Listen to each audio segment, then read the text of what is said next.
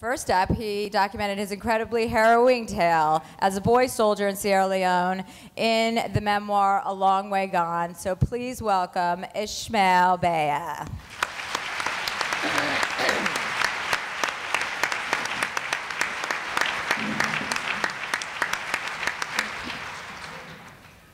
Good morning, everybody. I also want to echo what Chelsea said. Thank you for the introduction. I want to echo what she said about thanking all of you for making our work possible, for making our work accessible to the readers. You're doing a fantastic job. We're still around, so which means that you're doing a great job. Thank you for that. What I want to do is to perhaps speak a little bit about my emergence into writing, becoming an author. I remember the first time when my first book came out in 2007. I was at some event and somebody said to me, "Oh, you are that author," and it was the first time somebody referred to me in those terms, and it took me about 2 minutes to realize that they were actually speaking to me, and I said, "Oh, yes, actually, yeah, I am that author," and I realized, okay, I am a writer because this book is out. But before that, way before that, even before I thought about being a writer, I grew up in a place in Sierra Leone, in a country, in a community, in a small village, where as a young boy, my imagination was sparked by the oral tradition storytelling that was part of my life, that was part of the daily deliberations of whatever it is that I did. And so at a very young age, I learned the importance of actually telling stories, of how stories are pretty much escorts of our lives. Stories are the most potent, anecdotes for anything that we can encounter in our lives and how we can deal with them. And also stories are the foundations of our lives and how we build those histories and then pass them on. The most important part, how we pass them on so that the next generation can learn from mistakes, joys, celebrations, and whatever it is that we want to pass on to them. So as a young boy, I knew this growing up because every evening I would sit around the fire and my grandmother or other older people in my community would tell stories. And these were stories that were instructions about the moral and ethical standards of my community, about how to behave, and some of them were just funny stories. Some of them were scary stories to the point that you didn't want to go to the bathroom at night. So there are all sorts of variants of stories that were told, but all of them always had a meaning and a reason for the telling. And one of the techniques that I learned as a very young kid was that whenever they wanted to tell a new story, they would retell an older story. And when they were telling that older story, they would add things that were not part of the story. Now, if anybody in the audience did not protest, then they knew the audience was not listening. So they would not tell you the new story because it meant you were not ready to receive the new story. So as a boy growing up, this was part of my life. But to even begin with that, I remember I must have been 6, 7 years old, and my father would put me on his shoulder, and we would walk maybe to the village square if there was a dancing going on and other things. And he would say to me, describe, we're going to play a game. I'm going to pretend that I'm a blind man, and you have to direct me in the places that we're going and describe to me the things that you're seeing. And so I would say to him, oh, well, go left. And he would say, well, what do you mean by left? What is left? And then I would try to be, well, if you raise this other hand of yours, you make it this way, that's the left, So as a boy, I had to struggle to describe certain things to him. And I would say to him, oh, there's a fire over there. And he would say to me, well, what is fire? I mean, I'm blind. I've never seen what is fire. Can you describe it to me? Can you make me feel the warmth of it? What is coming from it? And all of these things. So as a boy, this is really how I started thinking about using my mind to describe the things around me. And later on, when I started school, Sierra Leone being a former British colony, so I went to school, I learned Shakespeare and all of these things. I was one of the literate boys in my community. People would come to me to read letters that their children had written them from the capital city or wherever they are. And so I would read these letters to them, and then I would write letters for them as well. It was also perhaps the earliest time for me to start translating, because some of the letters were either too long, and so I had to write and just pretty much give the person a succinct version of what the message was about. But the writing part was the most incredible part, because I learned about the secrets of my community, because people would tell me things that perhaps they didn't want other people to know. And sometimes they would say it in the most elaborate way. For example, a woman wanted her son to come back home. Instead of saying that, she said, you know, please tell my son his mother, who was in labor with him for 6 hours, his mother who took him to the river to bathe him every morning when he shat in his pants, his mother she went on and on for about 7 minutes. All she wanted to say that I miss my son, come home. So I'm sitting there listening, so I just read, please come home, your mother really misses you, you know. So I realized at a very young age that to some extent you gotta get to the point, you know. when you're writing, you want people to follow the narrative structure. Anyway, before all of this, I never thought I would be a writer. I grew up in a community where even though storytelling was a very strong part of our lives, the idea of going to school and becoming a writer was not really something you wanted to discuss with your parents, because they said to you, well, this one is useless, let's take him out and send another kid to school who wants to be an economist and all of these things. These are very noble career choices as well. But I went to school wanting to be an economist, actually, not really, but I was always interested in writing. So this was pretty much my early upbringing, and all of these things were part of my life. In addition to the oral tradition storytelling, another thing that I learned as a young age growing up was the fact that all the places that I grew up had so much richness in language, in terms of different languages. In Sierra Leone, we have about 15 languages and 3 dialects. So as a boy growing up, you're in a culture where everybody speaks these languages. So I grew up speaking about 7 of them. And one of my own language, my mother tongue, which is Mende, is very, very rich. And I didn't know this until I started writing, that when I'm writing, I'm always struggling to find the English equivalent of things that I really want to say. For example, in my language, in Mende, when you say night came suddenly, how you describe that is you say the sky rolled over and changed its sides. That's what you say in Mende. So when I'm writing, if I write that sentence, all of a sudden, it's a new kind of way I'm using the English language. For example, a ball in my language is called fefete, which means a nest of air or a vessel that carries air.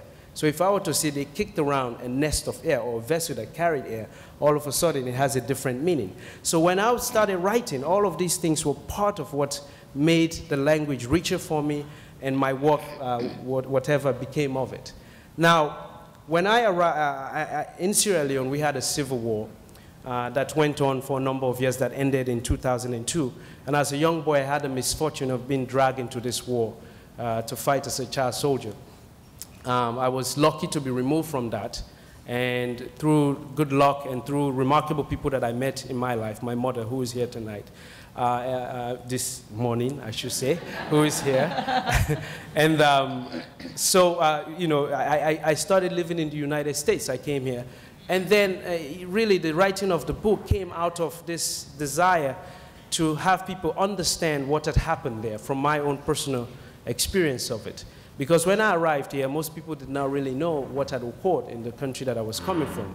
And so when I started writing, I never intended to publish it. I was writing actually as a way to prepare myself so that when I had the opportunity to speak on a panel, which started happening to me, that I'll be able to present my thoughts and ideas very well. And this was the idea. And I was in university, and so I started writing. Actually, the first time I wrote for something in university was a competition to write a fiction for a prize at Oberlin College. That was $3,000, and I was a poor student. So I thought, you know, why not? I'm going to give it a shot anyway. So I sat down 2-3 hours, and I wrote the story about when I was in the capital city, when the fighter planes would come at noon, and they would try to bomb the strongholds of some of the rebel groups. And this was the time when the families would go out to cook. Because if you cooked at any other time of the day, the people with guns would come and take your food from your family and eat it. So when the planes were coming, when they were running from the planes, that's when everybody went out to cook, so they can actually be able to eat the food. So you can imagine they cooked very quickly. The food was half raw, half cooked, and everybody ate it and sat back like nothing had happened. So I wrote the story called At Noon, and I gave it in, and then I won the $3,000. Everybody got really upset because I was a political science student. I wasn't studying literature, so everybody got upset who was taking writing. And then Dan Sean, who's a professor at Oberlin College and a writer, became interested in me and said, you know, you should write. So I started writing what became A Long Way Gone. I wrote it, you know, my mom read it and other people, and I really was not interested in publishing it. I wanted to go to law school. And then Ira Silverberg, you know, a great literary agent, decided to, you know, said, hey, give me 50 pages, let me read, and maybe I can refer you to somebody. And then he read and said, you know, I want to take you on. I said, what does that even mean? I did not know what that even meant. And so we discussed that, and he said, you know, I want you to meet somebody. I think you're going to like her, Sarah Crichton at FSG. You should meet her. And I was like, all right. So I met Sarah. This very tall woman comes and said, hi, I'm Sarah. I was like, hello, you know. And we had lunch, and we got along immediately. It was a very strong click, and we started working on the book. But I remember after the book was finished, and it's when I really realized what had happened. We had signed the contracts and everything, and I remember thinking to myself, oh my God, I just gave my life away to these people, you know. I don't even know them very well. I mean, what's going to happen? So I almost wanted to go back and say to Sarah, you know, can I have the thing back, you know? And we can just pretend none of it ever happened. But anyway, I'm glad I did not do that, because the book came out and it had a life of its own. Thanks to all of you for supporting it and for putting it on the shelves, and a lot of people read it, and it had a life of its own. Again, going back to my background, is that where I came from, there's a saying in the oral tradition storytelling that when you write a story, or when you tell a story, when you give out a story, it is no longer yours.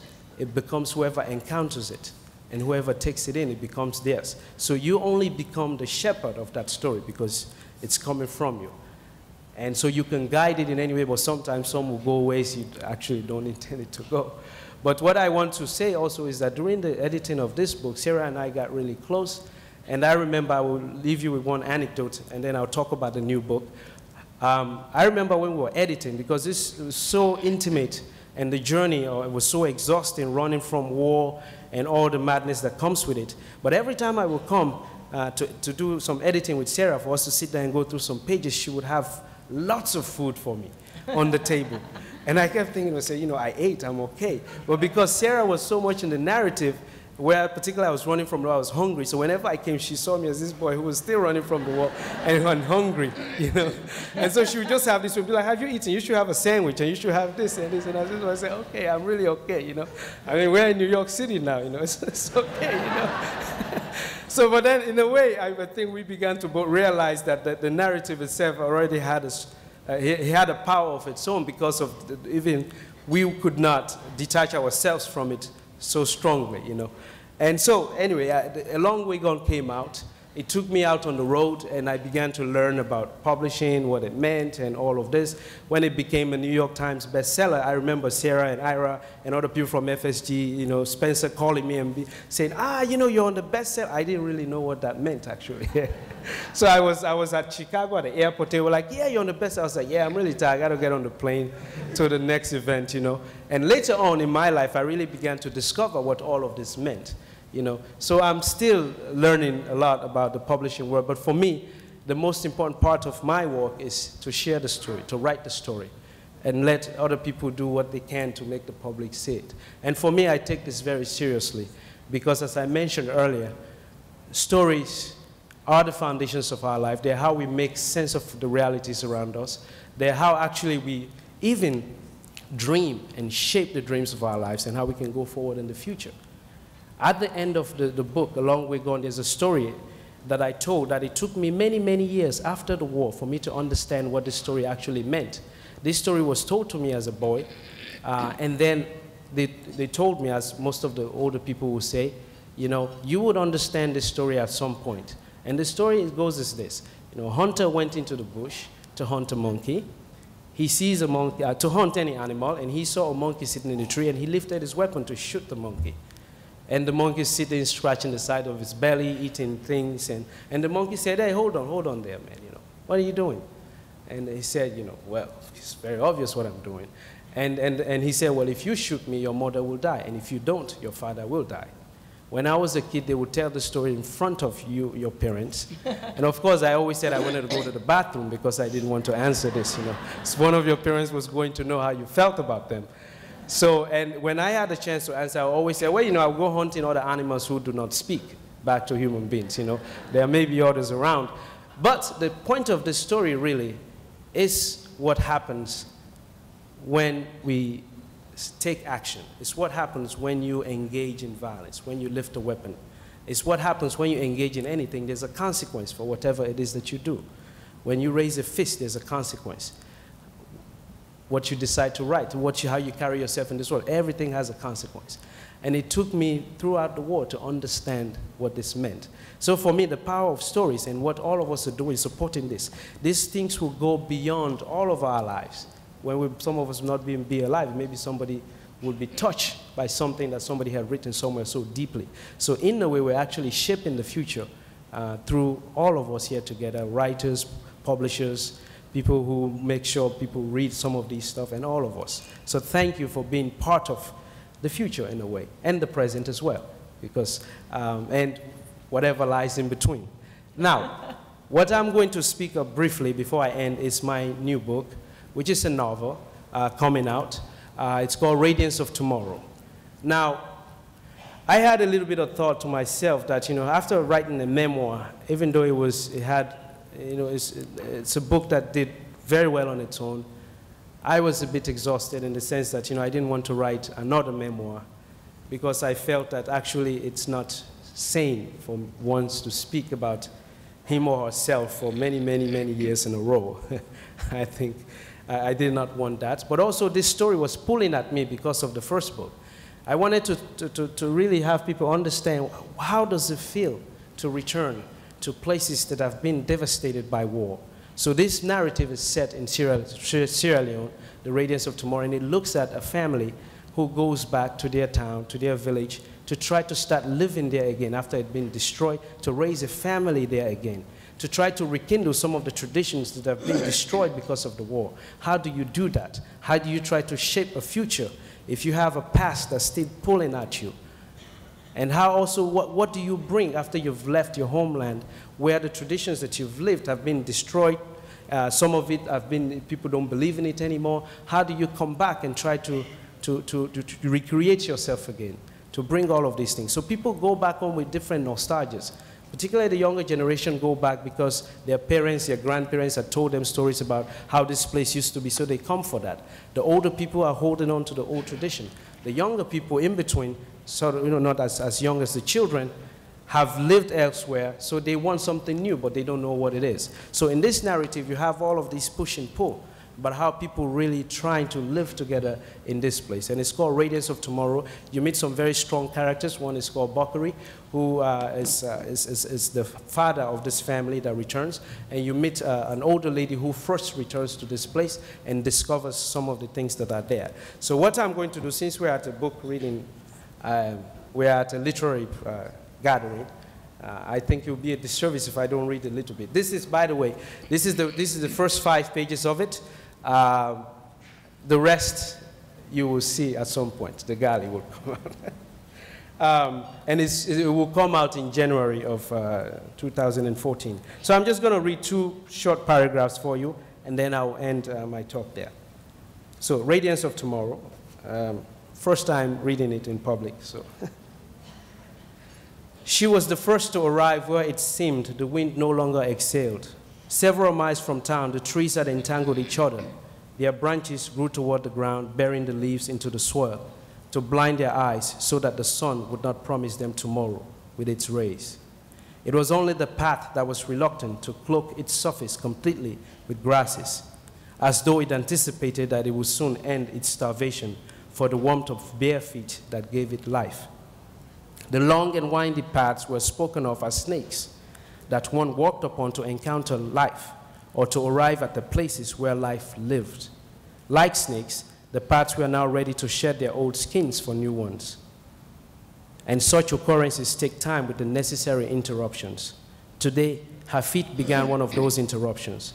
It may be that those whose years have many seasons are always the first to rekindle their broken friendship with the land. Or it may just have happened this way. The breeze nudged her bony body covered with a tattered cloth, thinned and faded from many washings, toward what had been her town. She had removed her flip-flops, set them on her head, and carefully placed her bare feet on the path, waking the caked dirt with her gentle steps. With closed eyes, she conjured the sweet smell of the flowers that would turn to coffee beans, which the sporadic breath of the wind fanned into the air. It was a freshness that used to overcome the forest and find its way into the noses of visitors many miles away. Such a scent was a promise to a traveler of life ahead, of a place to rest and quench one's thirst, and perhaps ask for direction if one was lost. But today, the scent made her weep, starting slowly at first with sobs that then became a cry of the past. A cry, almost a song, to mourn what has been lost, while its memory refuses to depart, and a cry to celebrate what has been left, however little, to infuse it with residues of old knowledge. She swayed to her own melody, an echo of a voice first filled her, making her body tremble, and then filled the forest. She lamented for miles, pulling shrubs that her strength allowed and tossing them aside. Before I end, thank you very much. So this is Radiance of Tomorrow, January 14th. It will come out. But before I end, I want to say this. For me, writing became, coming from a place, a war-torn place, and a place where most people had not heard about. When I arrived in the United States, writing became to me a way to bring to life some of the things I could not give people or provide people physically. For example, when I arrived there, I did not even have a report card. So when my mom would take me around for schools, most people did not admit me because I did not have a way to show that I had been in school.